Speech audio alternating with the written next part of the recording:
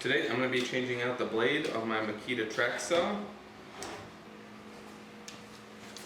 Alright, so you're going to have 1, 2, 3, 4, 5 Phillips head screws that you're going to need to take out.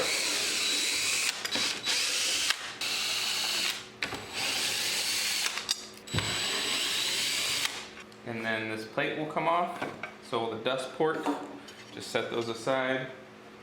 I always try to keep my screws somewhere where I won't lose them. Then you have your Allen wrench here in your handle. Then up here you're going to have this button here. This is going to lock the Allen wrench so you can loosen it. So you push that down and then loosen, and I was already in here, so that's why mine's really loose already. Set your screw in your piece with all your other stuff. Old blade comes out. I really like this blade, so I got the same one again. I've had this Tracksaw for a while. I probably should have replaced my blade already, but it has been working great, and so I just went with the same one because it's worked great for a couple of years now. So I'm going to take the old one and get it sharpened, and then that way I have my backup, so I can switch them out whenever I need to get them sharpened.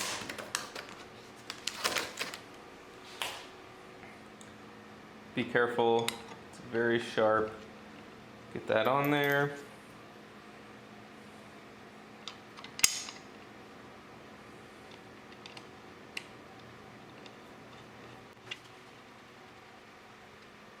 Alright, and then the same thing again. You're going to push down on this.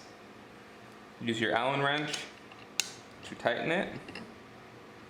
And everyone always says don't over tighten your saw blades.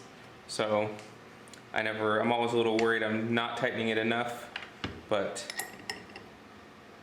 so far I haven't had any issues. Alright, then we will take our dust port, set it in there,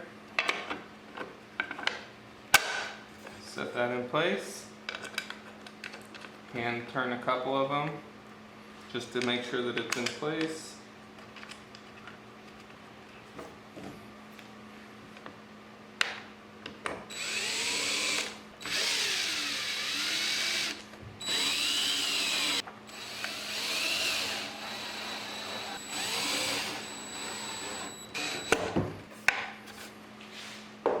Alright, and that's all there is to it, to changing out your Tracksaw blade on your Makita Tracksaw.